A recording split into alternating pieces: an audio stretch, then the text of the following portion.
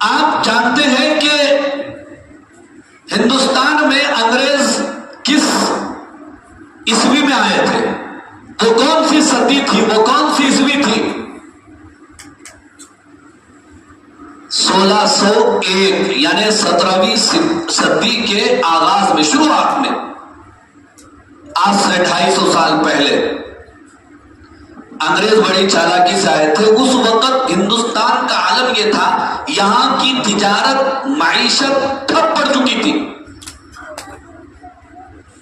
اس وقت ہندوستان پر حکمران کون تھا؟ جہانگیر تھا۔ انگریز آئے بڑے مسکین بن کر، درخواست کی وقت کے بادشاہ سے، آپ کی تجارت کمزور ہو چکی ہے، معیشت کمزور ہو چکی ہے، ہمیں اجازت دیجیے، ہم ہندوستان میں تجارت کریں گے، بزنس کریں گے اور ڈیولپمنٹ کریں گے۔ جہانگیر سمجھ نہیں سکا، اس نے اجازت دے دی۔ ایسٹ انڈیا کمپنی کے نام سے انگریزوں نے یہاں پر قدم رکھا اور چھوٹی بڑی کئی کمپنیاں اس انگریزوں نے قائم کی۔ پھر انہوں نے حکومت سے یہ کہا کہ ان کمپنیوں کی حفاظت کے لیے ہمیں لوگوں کی ضرورت پڑتی ہے، تو انہوں نے اپنے پاس سے اس طرح لوگوں کو بلانا شروع کیا، اپنے سپاہیوں کو کمپنیوں کی حفاظت کے نام سے پھیلانا شروع کیا، دھیرے دھیرے دھیرے دھیرے اپنی طاقت کو جمانا شروع کیا، اپنے ہتھیار کو جمانا شروع کیا انہوں نے۔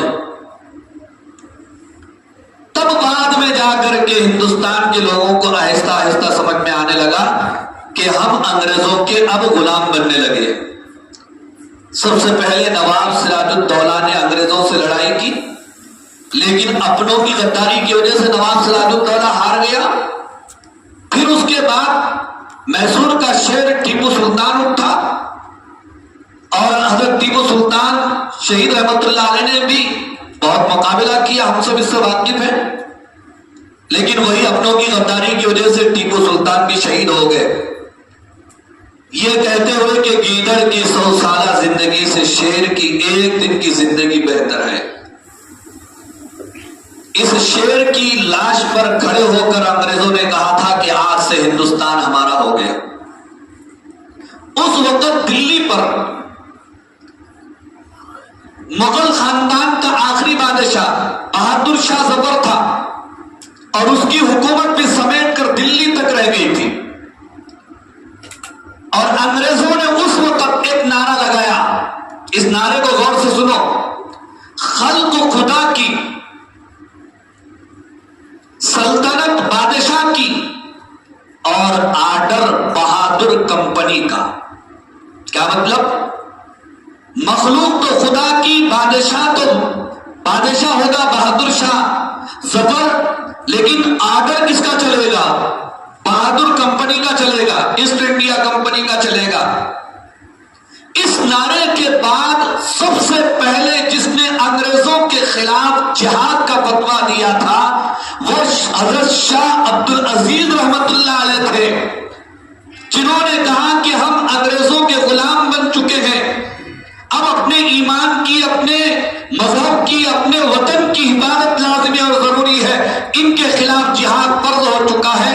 حضرت شاہ عبد العزیز رحمت اللہ علیہ کے اس فتوے نے پورے ملک میں آزادی کا سور پھونک دیا تھا، آزادی کا سور پھونک دیا۔ اب اس کے بعد ایک بات آپ یاد رکھیے، بڑی تاریخی بات ہے، انگریز ہندوستان میں 200 سال رہے۔ کتنے سال؟ 200 سالوں میں پہلے جو 100 سال ہیں، ان پہلے 100 سالوں میں صرف انگریزوں کا مقابلہ کرنے والے مسلمان تھے، ہمارے ساتھ کوئی دوسرا نہیں تھا۔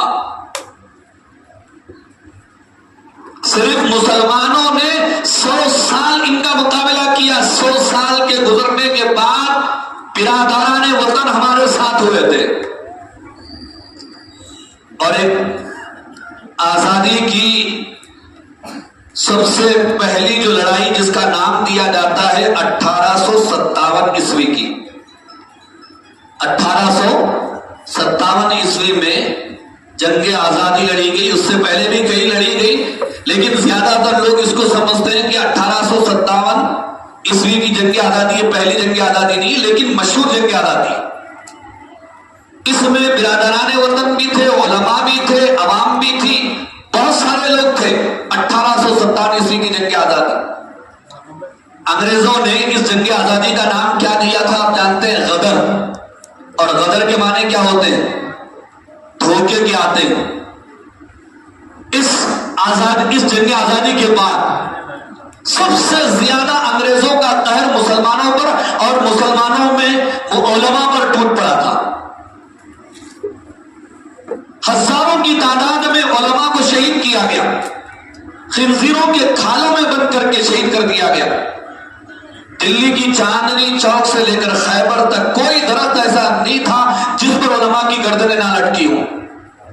بڑی قربانیاں دی علماء کرام، لیکن مسلمان اور مجاہدین آزادی پیچھے نہیں ہٹے، اپنی جان کی قربانی وہ دیتے رہے، یہاں تک کہ 1947 عیسوی میں انگریزوں کو ہندوستان چھوڑنا پڑا اور انہوں نے 15 اگست کی رات 12 بجے یہ اعلان کیا کہ اب ہم ہندوستان میں اپنی حکومت کو ختم کرتے ہیں۔ کب؟ 15 اگست رات کے 12 بجے۔ لیکن یہ بات معلوم ہونا چاہیے کہ جیسا انہوں نے اعلان کیا تو فوراً یہاں سے نہیں چلے گئے، اس کے بعد بھی انگریزوں کو یہاں سے جانے کے لیے 3 سال لگے تھے۔ ان کا مکمل صفایا ہوا تھا جب ہندوستان کا قانون نافذ ہوا تھا 26 جنوری 1947 عیسوی۔ 15 اگست کو ہندوستان آزاد ہوا اور قانون نافذ کب ہوا؟ 26 جنوری تو یاد ہے، سن کون سا ہے جی؟ 1950۔ بچے رٹ لیے تھے، یاد ہے؟ جیسے ادھر سوال آ رہی۔ یہ آزادی یا 15 اگست یا 26 جنوری صرف پھریرے لہرانے کا نام نہیں ہے، پرچم کشائی کا نام نہیں ہے، پوندی تقسیم کرنے کا نام نہیں ہے، مٹھائی کھانے کا نام نہیں ہے۔ اپنی تاریخ یاد کرنے، یاد رکھنے، یاد بیان جو ہے لوگوں کے سامنے بیان کرنے کا دن ہے۔ جو قوم اپنی تاریخ بھول جاتی ہے وہ دنیا کی تاریخ سے بھلا دی جاتی ہے۔ آپ پڑھیے، سنیے، آپ یہ تو علمی دور ہے، بہت آسان ہے، یوٹیوب کے ذریعے، میڈیا کے ذریعے آپ بہت ساری چیزیں معلوم کر سکتے ہیں۔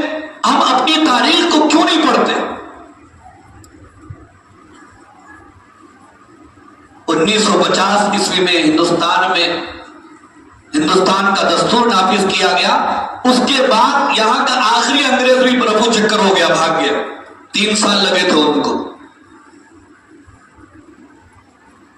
تو بہرحال آج ہندوستان کی جو آزادی ہے اسی کا یہ دن ہے، اور ہمارے لیے خوشی اس لیے ہے کہ اگر سمجھو، غور کرو کہ انگریز یہاں سے نہ جاتے اور ہمارے اکابر اور ہمارے اسلاف اور ہمارے بڑے قربانی نہ دیتے تو پھر یہ کیا ہوتا؟ آج ہندوستان امریکہ ہی ہوتا، یا پھر پتہ نہیں کیا ہوتا۔